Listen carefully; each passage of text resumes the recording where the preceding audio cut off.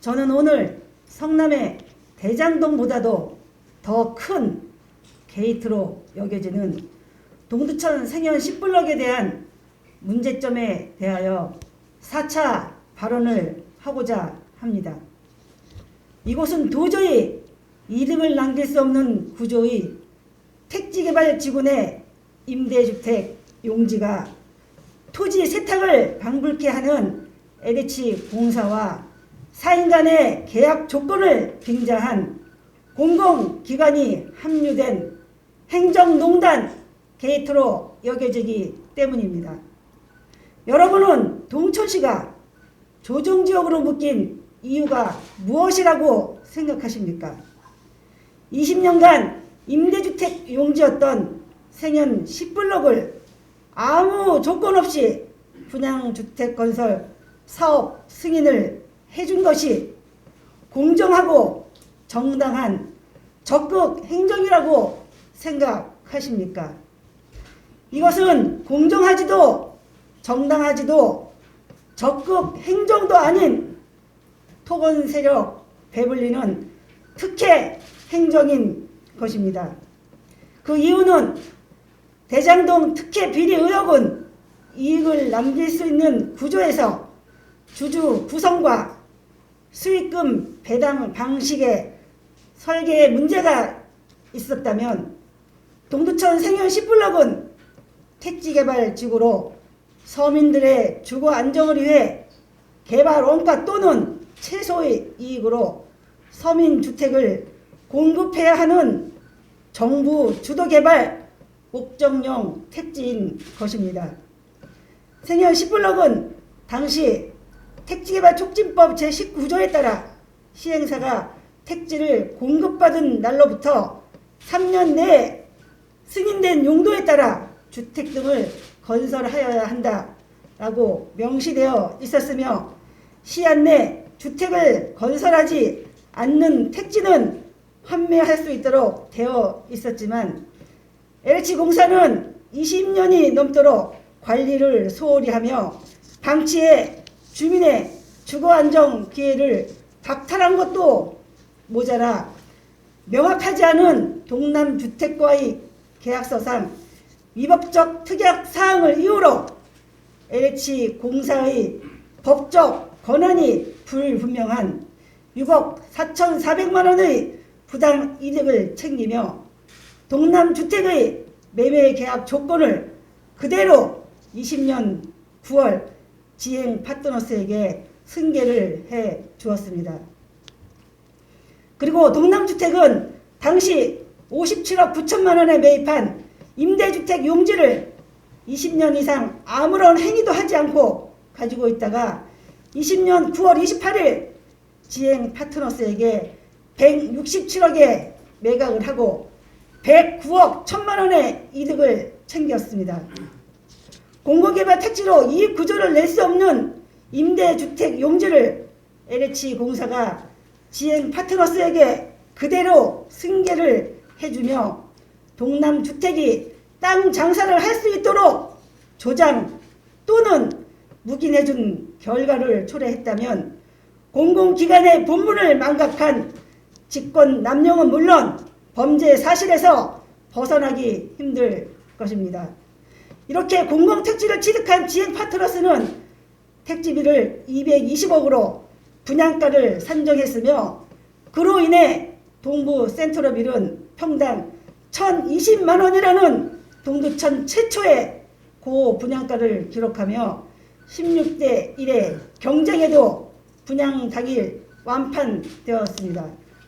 이렇게 임대주택 용지가 분양주택 용지로 둔갑되면서 그에 따른 손해는 시민에게 그대로 전가되었고 동부 센트럴빌은 16대 1이라는 주택청약 경쟁률로 인해 국토부에서 동두천이 투기과열지구로 지정되어 8월 1일부터 조정지역으로 묶이는 결과를 만들어낸 주범이 바로 지행 파트너스 때문이며 몇십 년 만에 상승되었던 우리시 부동산은 또다시 침체되고 있는 사실을 시민 여러분께서는 알고 계셨습니까? 존경하는 시민 여러분, 이제 조정지역으로 묶인 동두천은 이런 변화를 맞이하게 됩니다. 다주택, 양도소득세, 중과세, 장기보유 특별공제, 배제, 분양권 전매 시 세일 50% 적용, 은행 담보 인정 비율과 총 부채 상환 비율 등이 제한을 받아 시민이 은행권으로부터 세금으로부터 막대한 피해를 보고 있는데도 누구 하나 책임지는 사람은 없습니다. 이득은 사업자가 챙기고 피해는 시민이 보고 있는데 최영덕 시장은 생현 10블럭에 대한 승인권은 시장한테 있고 사업자가 1,000억을 벌든 2,000억을 벌든 그게 중요하지 않으며 이곳이 개발돼서 시 발전에 도움이 되었으면 좋겠다고 하신 말씀 지금도 변함이 없으신지 답변 한번 해보십시오. 본 의원이 20년 임대용지였던 생현블록에 대해 시정 질의를 했을 당시 시정님의 답변을 저는 똑똑히 기억하고 있습니다. 최영덕 시장님의 그런 마인드가 개발이득금마저도 면제 대상인 사업주에게 공공기여를 배제하며 토건 세력에 막대한 이득만 챙겨가는 구조를 만들어준 원인 제공자라고 생각해 보신 적은 없으십니까? 성남의 대장동은 초과 이득금이라도 납부했지만 생현 10블럭은 한 푼의 개발 이득금 납부도 없이 이익금 전액을 토건 세력이 가져가는 이 구조를 제공한 것이 바로 동두천판 대장동이 아니고 무엇이겠습니까? 존경하는 시민 여러분, 같은 택지지구에 지어진 송내동 더 퍼스트는 개발 이득금도 납부되며 분양가는 700만 원대 인정을 비교해 봤을 때 동부 센트럴블의 1,020만 원의 분양가에 의혹이 들지 않으십니까? 이는 63억의 택지비가 220억으로 분양가에 산정되었기 때문입니다. 공동주택 분양가, 분양가격 산정 등에 관한 규칙에는 기간 이자 산정은 택지 소유권을 확보한 날 중 빠른 날부터 18개월, 입주자 모집 공고일 이후 6개월, 최고 24개월까지만 인정해 주도록 명시되어 있는데 우리 시는 21년치 78억 7천만 원의 기간 이자를 적용해 주었다고 하니 그에 따른 근거와 명확한 산출 내역을 제시해 주시기 바라며 최영덕 시장은 그 밖의 택지비와 관련된 경비는 공신력 있는 인증기관이나 업체에서 산정이 된 건지 말뚝박기 공사 50억, 흑마기 차수법 18억에 대한 상세한 법적 근거와 모든 증빙 서류를 의회에 제출해 주시고 한치의 의혹이 없도록 시민에게 공개해 주시기 바랍니다.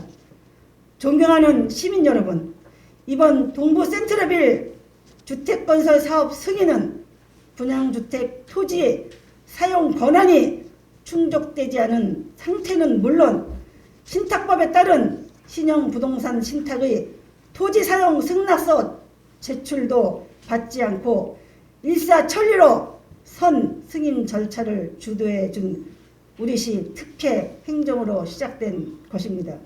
왜냐하면 생현 10블럭은 특약사항에 기재된 6억 4,400만 원을 납부하기 전까지는 명백한 임대용지이며 담보신탁 토지로서 지행 파트너스는 완전한 소유권자로 볼 수가 없는 상태였는데 그동안의 주택건설 승인 절차를 보면 전광석화 그 자체였습니다.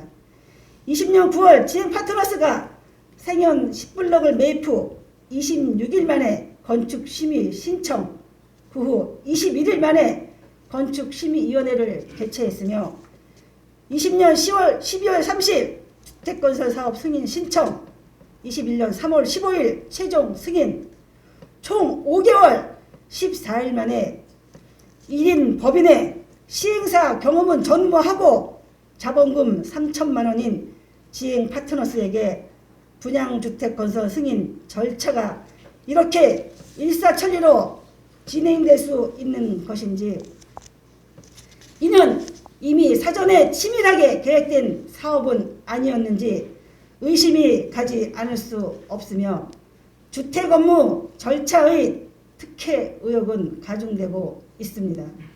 그리고 어떻게 3월 15일 주택건설 사업 승인 당일에서야 지행 파트너스가 6억 4,400만 원을 납부하도록 묵인되었는지 알 수는 없지만, 마치 건축가에서는 대기하고 있다가 기다렸다는 듯이 최영덕 시장의 결재를 득한 후 최종 승인이 2021년 3월 15일 동시에 나왔습니다.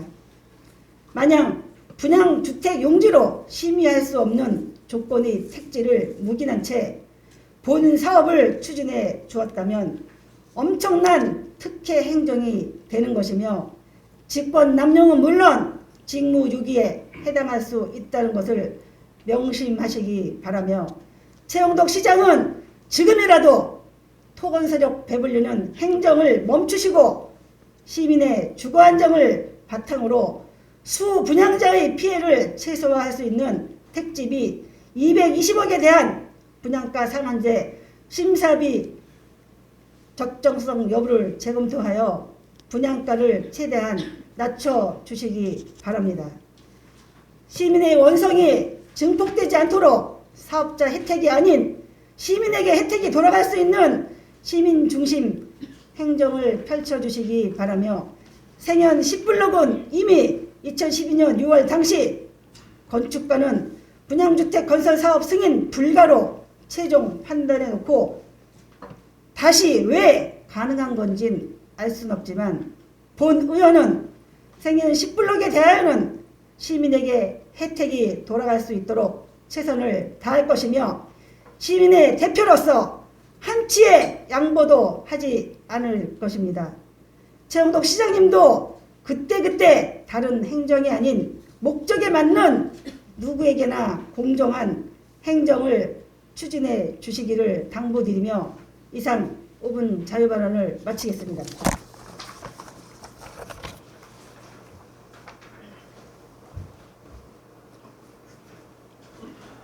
정기수 부의원 수고하셨습니다.